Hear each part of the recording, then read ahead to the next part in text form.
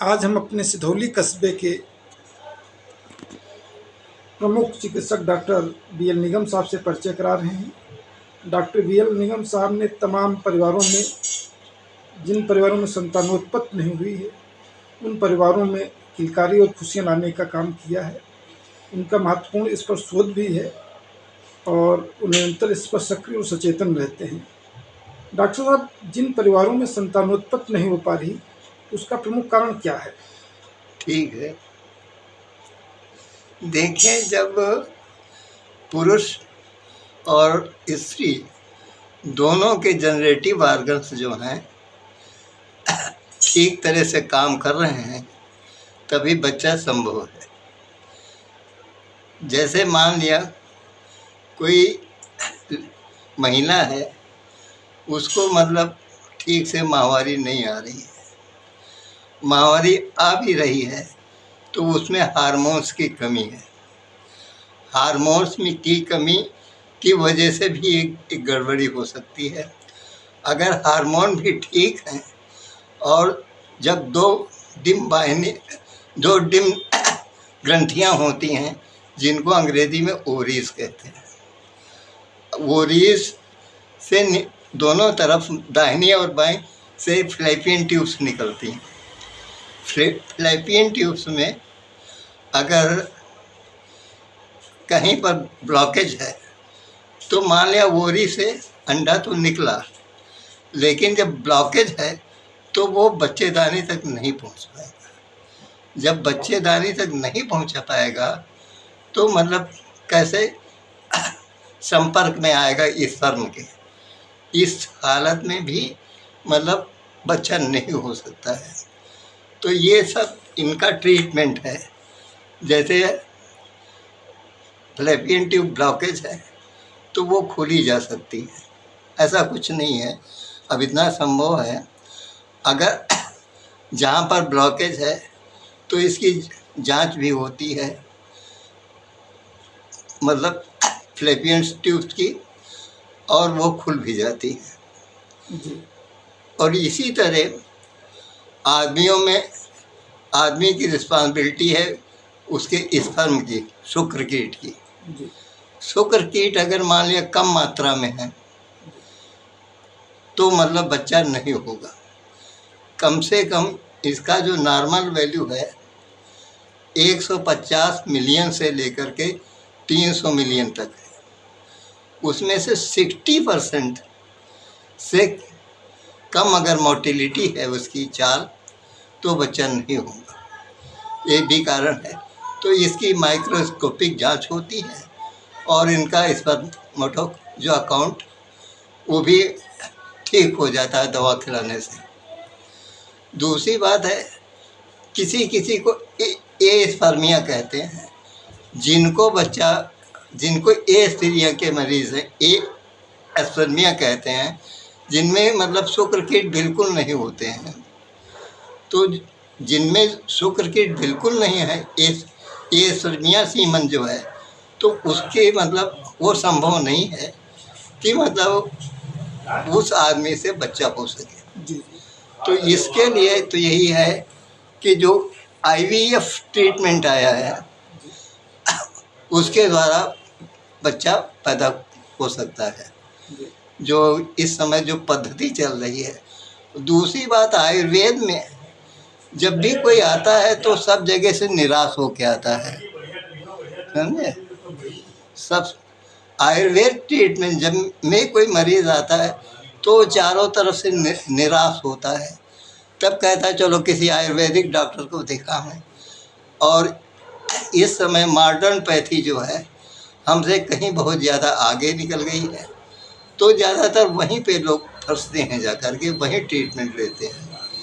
और हमारे पास जब आते हैं, जब चारों तरफ से वो निराश होते हैं, तो उसमें जो आयुर्वेदिक और हम लोगों के ऋषियों का ज्ञान है, उसके द्वारा हम जो ठीक कर पाते हैं, तो मतलब उसका पॉजिटिव रिजल्ट आता है, ऐसा नहीं है। मैंने तो अपने जीवन में कम से कम ऐसे 150 मरीज जरूर ठीक किए होंगे, समझे। जी डॉक्टर। तो ये और दूसरी चीज़ है भाई, जब लड़की जवान होती है 14-15 साल की, 13 साल ही मान लीजिए, तो 13 साल के बाद में उसको मेंसेस आने लगते हैं। जब मेंसेस आएंगे तो इसका मतलब उस लड़की को मतलब बच्चे पैदा हो सकते हैं। और इसी तरह आदमियों में भी है, अगर लड़का वो 13-14 साल का होता है तो उसका भी सीमन बाहर निकलने लगता है। तो ये भी कंडीशन है। अगर मान लिया बच्चा स्कूल में पढ़ रहा है, कॉलेज में पढ़ रहा है, कोई उसको खुराफात हो गई है, तो मतलब वो अक्सर तमाम तरीके हैं जिसको वो एंजॉय करता है, जिसकी वजह से मतलब ये भी एक कारण हो सकता है कि आदमी में खराबी आ गई हो। जब इस तरह की खराबियाँ आ जाती हैं तो इसके लिए आयुर्वेदिक में बहुत बढ़िया बढ़िया मतलब कैप्सूल आ गए हैं। अब ऐसा कुछ नहीं है, और जैसा कि एलोपैथी चिकित्सा में वो बात नहीं है, ये मैं दावे से कहता हूँ। तो अगर ये सब है तो मतलब यहाँ बच्चा क्यों नहीं होगा, जब दोनों। पहली बात एक ये भी है कि जो एलोपैथी चिकित्सा में है कि 23 पेयर्स लेडीज़ में होते हैं, और इसी तरह से 23 पेयर्स मतलब आदमी में भी क्रोमोसोम के होते हैं। तो उसमें ये है कि जब 23 पेयर्स हैं, उसमें से आदमी के अंदर एक ही पेयर होता है जिसमें वाई क्रोमोसोम होता है। वैसे XX क्रोमोसोम सारे औरत में तो सारे XX हैं। औरत में, आदमी में जो है 22 पेयर जो हैं XX के ही हैं, और जो 23वां पेयर होता है उसमें X एंड Y दोनों मिले होते हैं, समझे। और इसलिए वही एक कहावत है कि लाए हम तूफान से कश्ती निकाल के। तो इस तरह है कि जहाँ पर 100% चांसेस हैं बच्चे के, तो उसमें जैसे आप कुछ चाह रहे हैं कि भाई हमारे आपके 5-6 लड़कियां हैं, हम एक लड़का भी चाह रहे हैं, तो ऐसी हालत में आपको उसमें जो है वाई क्रोमोसोम जो है उसको प्रमोट करना पड़ेगा, समझे। क्योंकि लेडीज तो हमेशा तैयार है, उसके तो सारे पेयर्स जो हैं वो सब एक्स हैं, वाई सिर्फ एक ही होता है। तो जो तीसरा पेयर है उसमें एक्स एंड वाई दोनों मिले हुए हैं। तो इसको अगर आप 100% मान लें तो ये तो कितना हुआ जाकर पर 0.5% जो है चांस बनता है।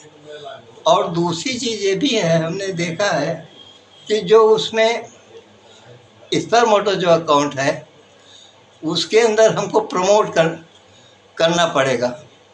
जब हम उसको प्रमोट करेंगे तब इतना ताकतवर होगा। और दूसरे एक और हमने बात नोट करी है कि जो वेजाइनल पीएच है लेडीज़ का, वो एसिडिक ना हो करके एल्कलाइन होना चाहिए। मतलब एसिड एल्कलाइन आप समझते होंगे, क्षारीय और क्या कहते हैं दूसरा, एक तो अम्लीय एंड क्षारीय। तो अम्लीय ना हो करके क्षारीय होना चाहिए उसका, क्योंकि क्षारीय और अगर कोई इन्फेक्शन है, विजाइनल इन्फेक्शन है, तो वो भी मतलब उसको भी एल्कलाइन में लाना चाहिए, एसिडिक नहीं होना चाहिए। ये हमारी एक इसमें स्टडी है। और इसको मैं, मेरी समझ से बहुत से तो ऐसे कपल हैं जिनका मैंने किया है, उनके लड़कों के लड़के हो चुके हैं, समझे। ये सब तरीके हैं इसके, और तमाम इसकी जांचें भी हैं। और हमारा तो ये प्रयत्न है, अगर जैसा कोई चाहता है कि भाई हमारे पास आया है और एक आयुर्वेदिक पद्धति को हम जिंदा रखना चाहते हैं, यही हमारा एक मोटो है। डॉक्टर साहब, एलोपैथिक और एलोपैथिक और आयुर्वेदिक, हाँ, दोनों मतलब विधाएं जो हैं, हाँ, इन दोनों विधाओं में आप एक हाँ, तरीके से पारंगत हैं। हाँ, और एलोपैथिक के सापेक्ष आपने आयुर्वेदिक को ज़्यादा बढ़ावा दे करके तमाम लोगों को खुशियाँ लाने का प्रयास किया है। ये कितने समय से आप कर रहे हैं? ये मैं सन 1970 से कर रहा हूँ। इतना टाइम मुझको हो गया है। अब आप जोड़ लीजिए कितना हो गया है। टेस्ट ट्यूब बेबी जो इसका अल्टरनेटिव दिया गया है, क्या इस पर भी कभी आपने विचार किया है? हाँ, टेस्ट ट्यूब बेबी को भी हमने देखा। टेस्ट ट्यूब बेबी में ये है कि मतलब उसमें वैसे एक और पद्धति भी है, इंट्रा यूट्राइन इंसेमिनेशन भी इसमें होता है लेडीज में, समझे। और टेस्ट ट्यूब बेबी में तो यही है कि आपका ओवम ले लेंगे, समझ गए। जी जी। ओवम ले लेंगे और स्पर्म ले लेंगे, जी उसको फर्टिलाइज करके यूट्रस में सेट कर देते हैं, जी। समझे आप। तो उससे होता है। तो ये जो है मतलब ये इसी को IVF कहते हैं, या इसको टेस्ट ट्यूब बेबी कह लीजिए इसको आप। डॉक्टर साहब, ये संतानोत्पत्ति में टेस्ट ट्यूब बेबी में तो तमाम चिकित्सालयों में बहुत लूट मची हुई है और तमाम पैसा जाता है। सामान्य तरीके से जो बच्चों से वंचित परिवार हैं उनके लिए कितना खर्च आएगा? देखिए ऐसा है, इनमें तो हमारे यहाँ तो कोई खास खर्चा नहीं है। मतलब जैसे आपका 10-15 हज़ार रुपये में काम हो जाए तो कौन सा खर्चा हमको बताइए। जी जी जी। 3 महीने इसका ट्रीटमेंट चलता है। जी हाँ। और भाई हम अपनी जीविका के लिए हम आपसे फीस जरूर लेते हैं। जी जी। बाकी कोई हमारा खर्चा नहीं है। हम आपको दवाई लिख देंगे, फिर आपका भाग्य जो चाहेगा वो होगा। जी हाँ। भाई हम तो सिर्फ अपनी मेहनत लेते हैं, बाकी हमारे यहाँ कोई चार्ज नहीं है। अगर कोई आप वो कराते हैं, जांच कराते हैं, तो पैथोलॉजी वाला लेगा, एक्सरे अल्ट्रासाउंड वाला लेगा, उसमें मुझे कुछ मिलना नहीं है, समझे। और कहीं भी किसी कॉम्पिटेंट आदमी से आप जांच करा लीजिए।